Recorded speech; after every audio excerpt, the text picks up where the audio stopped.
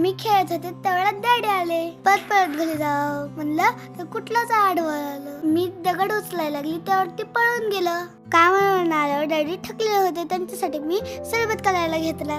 सरबत करताना किती लहानामध्ये मध्ये गलते बघताय ना. लिंबू तर मला पेलटामध्ये ना मम्माने असलं कसलं लिंबू दिले. तुमच्याकडे ह्याला काय म्हणतात? आमचा लहान काय म्हणतो माहिती का? सरबत तयार झाला तर मी डॅडींना पिण्यासाठी देते. डॅडींना आवडतंय का ते बघूया. माझ्या डॅडींना सरबत केलेला खूप आवडला. लहानाकडे मी मोठी बहीण आहे म्हणून मला सारखं लक्ष द्यावं लागतं. बघा कसं उचापाचं केलं. मी त्याला खोटं खोटं मारलं सुद्धा आणि नाटकी खोटं खोटं उलट सुद्धा. तेवढ्यात मम्माने आवाज दिला, सई दुकानात जायचंय. बघितलं का माझं स्पीड. मी दुकानात पोहोचले सुद्धा.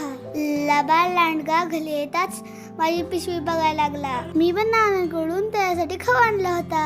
माझी मम्मा घरी मसाले करती. मला ह्या आजी मिरच्या नीट करून मदत करत होत्या.